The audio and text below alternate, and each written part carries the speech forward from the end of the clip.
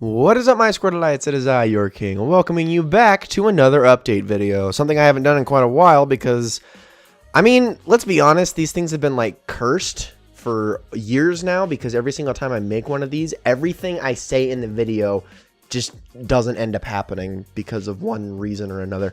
Well, that's not going to happen this time. I can promise you that because everything is already set in stone at this point going forward. And I'm also not going to make any lofty promises in this update either, but it is going to be a little bit of a long one, so I'm actually going to put like timestamps in the description if you want to skip to a certain topic that I'm going to talk about. So, and this is also unscripted too, so I might end up rambling a little bit, so I apologize. But we're going to start by going over Let's Plays and content plans and things like that. Mostly immediate things, but a few long-term stuff. So going forward, the plan at the moment, and this is so we collectively don't burn ourselves out, meaning I don't burn myself out and you don't burn out watching these videos, because I keep doing really long Let's Plays, and that is causing problems. I mean, Horizon Zero Dawn lasted for freaking ever, and everything that went alongside it wasn't a very quick LP either. So I'm going to try to change the format by making sure that we always have one short length, one medium length, and one long length LP going at the same time, or at all times really. So when I mean by short, I mean under 20 episodes. What I mean by medium length is between 20 and 40, and anything longer than that I would consider a long Let's Play. So Forza Horizon 2 is currently the long Let's Play. Shadow of the Colossus is currently the medium length Let's Play, although that's barely going to scratch 20 episodes. And then I would consider the short LP, obviously, is Mario Kart Super Circuit at the moment. So I have a lot of Let's Plays on the docket at the moment. I've got a whole list brought up right now that currently has, 67 games on it. So, I mean, this is obviously very long-term and stuff like that, but all sorts of games with different plans in mind that I'm trying to work my way down on the list. Now, as for Skyrim and Fallout 4, I mean, I have Skyrim going right now. I'm going to be doing those in about 20 to 30 episode bursts. I know I initially said 40, but I realized that that's going to really make Fallout 4 drag out pretty much forever if I do that with Skyrim. So those are going to still be weekly episodes. They're going to be about an hour long. You know, give or take maybe 5 to 10 minutes per episode, but they should be around about an hour long, so we can get as much done as possible. Basically 2 episodes worth of stuff in those videos. And also because Skyrim and Fallout 4, they're just kind of, I mean, they're just such expansive and long games. I feel like the super long episode runtimes kind of suit them. On top of that, I am recording them week on week. I'm not recording them a bunch in advance. Not usually anyway, unless I know I can't get around to it. So usually, you know, I'll record one episode and then I won't do another one until the following week, basically the week that it goes up. Mostly because I do want input and feedback in those series and whatnot. So we're doing Skyrim for a while. That's probably going to last us probably through the summer, probably well into fall as well before Fallout 4 comes back. And those are just going to kind of be on an alternate rotating loop for as long as I can make it. I can make them go, and hopefully eventually we'll get around to finishing them because they're both extremely long games, but I do want to make time for other games. I don't want them to take over anymore. And since I wasn't uploading things on Saturdays anyway before this, I feel like they're not really getting in the way of anything, just in case anyone wanted something else. So I feel like it's a happy medium for everybody involved. I do know that there are people that enjoy Skyrim and Fallout 4, so I still wanted to make sure that those continued because I plan on finishing them eventually. Obviously, Fallout 4 is much further along than Skyrim is, so I do want to get ahead, kind of some headway on Skyrim before I go back to Fallout 4. With that said, plenty of games and whatnot to Let's Play, but then there's also, you know, other content that I want to make. One of those that is coming up very soon, actually, is the follow-up to the Destiny 2 video I put out last week, where I basically just kind of went over the things that Destiny 2 needs to improve. Or was that even last week, or was that early? You know, I can't even remember anymore. Everything is such a blur at this point. I made a video about Destiny 2 and what I think it needs to succeed and even somewhat come close to its predecessor in terms of quality. I feel like there are still more things beyond that, obviously, but I kind of went over what I think are the major points. However, I specifically did not address my issues regarding the story and the lore of the game as of Destiny 2. So I made an entire separate video for that. that actually ran just a tiny bit longer because there was a lot of things to say in regards to that. And that video is coming soon. I basically just need to put the clips together and I can upload it. So I am going to be working on that as well. So look forward to that. And that should be the last Destiny 2 video I make. Unless, of course, Bungie is unable to deliver by the end of the year, in which case I will probably have another video out in which I have very strong words for the company. But hopefully that doesn't happen. Or if it's, they really fix things, I might actually get around to finally making legitimate content for it. Who knows? We'll see. If it's whether or not the game gets worse or better, really, is what it all boils down to. That aside, that's pretty much it on the docket for content and in terms of actual gameplay videos and Let's Play videos. There are other things I want to address in a minute, but we'll get to those because they're kind of related to current events. So let's preface this by talking about some announcements this week. As of today, I am recording this on May 31st, and I believe you guys are getting this on June 1st. There was an announcement for a few Pokemon games. Pokemon Let's Go Pikachu and Let's Go Eevee were the two games. They're kind of opposite to one another. I believe they're supposed to be in a lot of ways mimicking Pokemon Yellow version because it is set in the Kanto region, although the gameplay and whatnot all seems to be borrowed from Pokemon Go. It's basically an expanded Switch version of Pokemon Go. I have a few thoughts about this. First of all,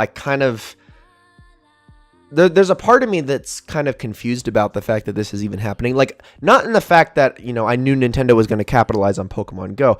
This doesn't seem like the way I would have expected them to capitalize on Pokemon Go. Personally, when Pokemon Go initially launched, I was very perplexed as to why Nintendo, when they saw the success, the literal worldwide phenomenon that Pokemon Go had become during that month or so, or you could even say it was probably a couple months before it started to fall off, why Nintendo didn't jump in and do all it could to make sure that the game succeeded, pitched in to help make sure that the servers stayed up and running, fixed a lot of the technical issues, expanded upon things, helped make content for it. I don't know why they didn't do that at the beginning. I was very perplexed.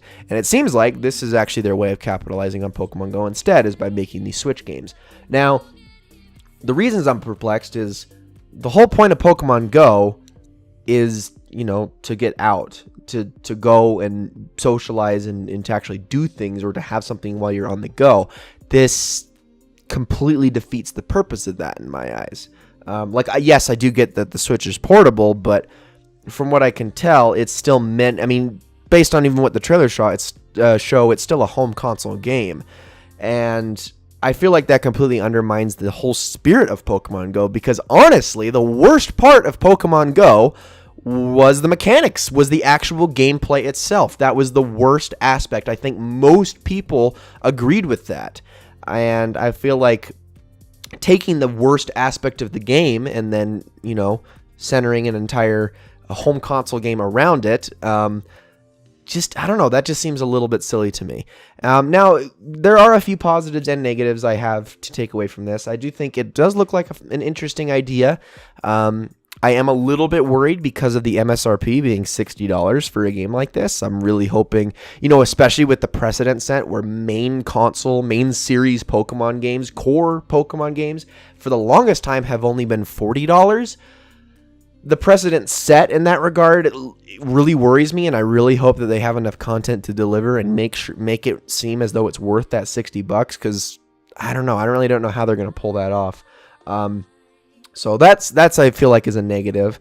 But on the positive side, one thing that this does give me hope for in regards to Pokemon is the fact that this, with this game coming out and then the other game that they announced, Pokemon Quest, as well as the fact that they also said that a core series game is coming in 2019, this leads me to believe that Game Freak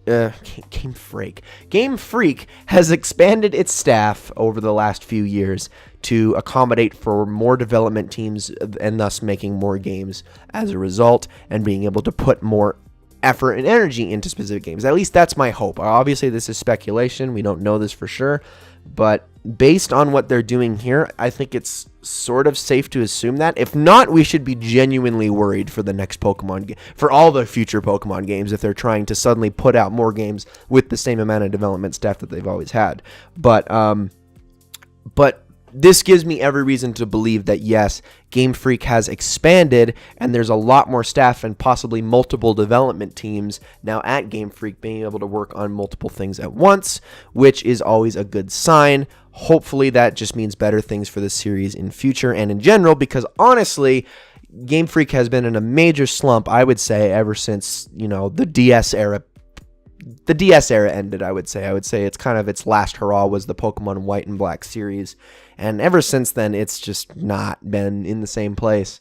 I actually do want to eventually, I'm not going to make any promises, but I do eventually want to make a video in regards to what I think is wrong with the design philosophy of Pokemon as of late, and why even the best game in the last 4 games, which I'd say is Sun and Moon, still was very mediocre in comparison to what the rest of the series has brought to the table. And I really hope that, the Game Freak can kind of pick up their pants and figure out what they're doing with this series. Otherwise, it's going to be rough. It's going to be rough. I don't want Pokemon to be like all the other annualized series. That's the thing.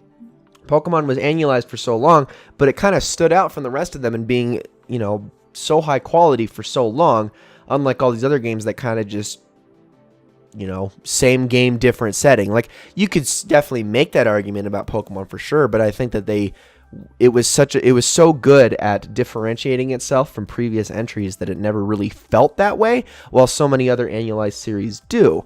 And I always gave Game Freak praise for that, but as of late, they're starting to fall off in that and kind of rely on gimmicks to differentiate their games, and I really hope that that's not where the series goes. I don't want Pokemon to be Assassin's Creed. I don't want Pokemon to be Call of Duty. I want Pokemon to be Pokemon, because I think it is a fantastic series, and it has been a banner of consistency that I think a lot of the game industry has looked up to for a while, and without that banner, I don't know where else the game industry is going to look.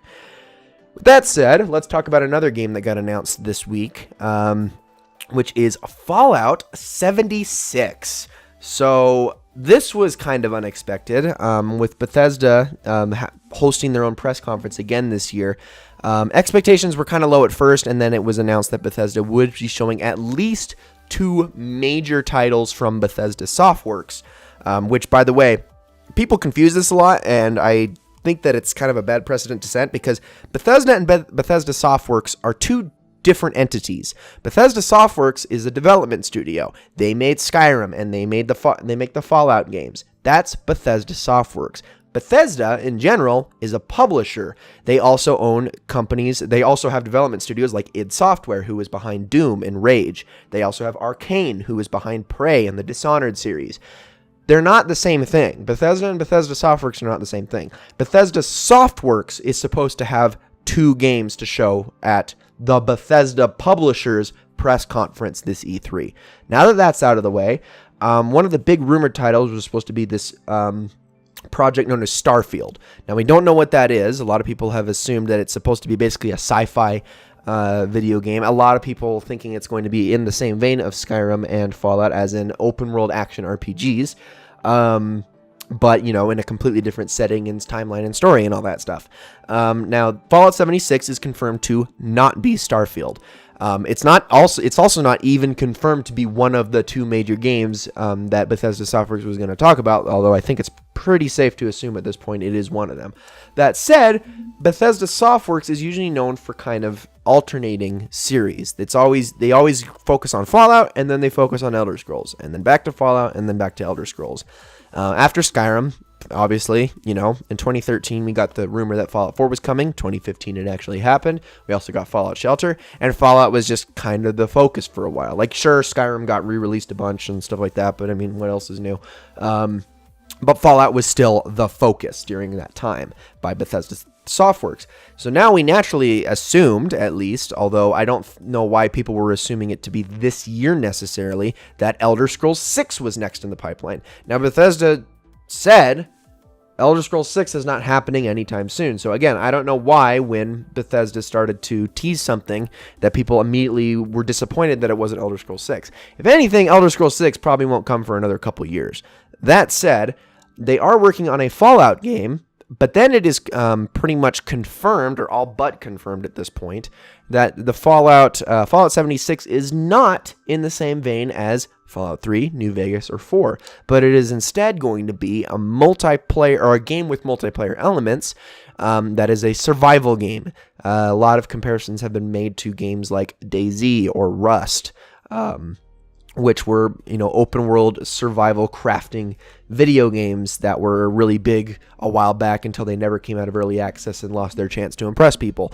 And Fallout, some people have, some insiders, quote unquote, have referred to Fallout 76 as a complete ripoff of Rust.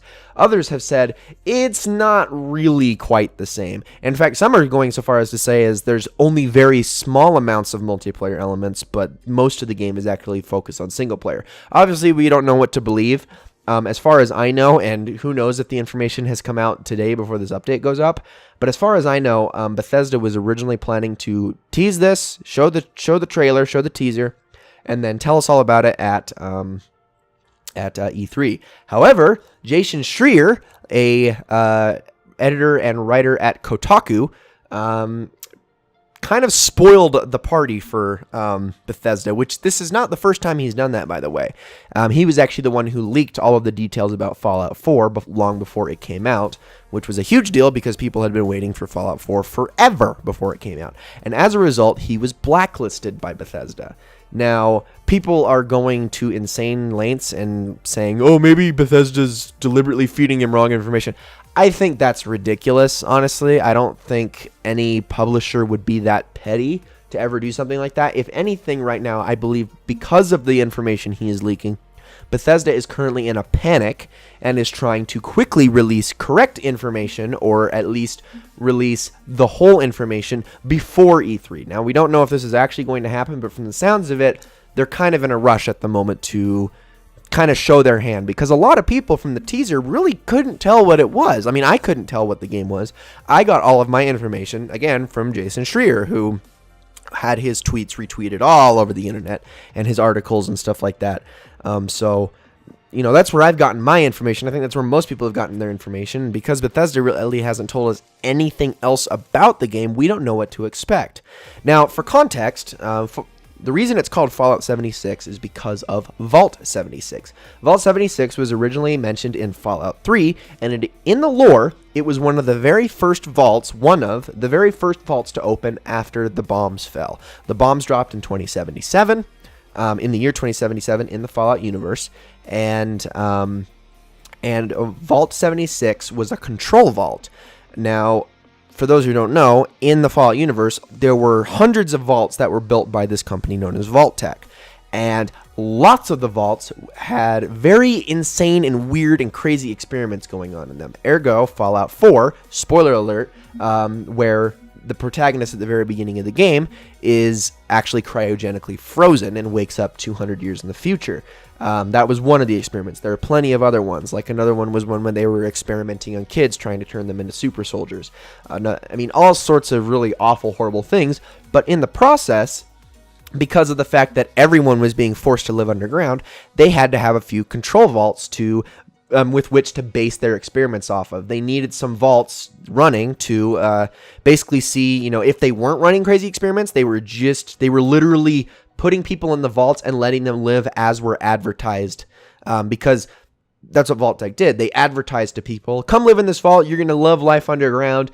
And then there was a few vaults that, they actually did live that life underground, completely normal, or as normal as you could in that situation, just living as a community inside of a vault. And those are what the control vaults were. They didn't have any funny experiments going on. They just lived like that and were only supposed to live there for a certain period, again, with which Vault-Tec could base that evidence on with all their experimental vaults. So 20 years later, the vault opens, and then they are supposed to go out and they are supposed to,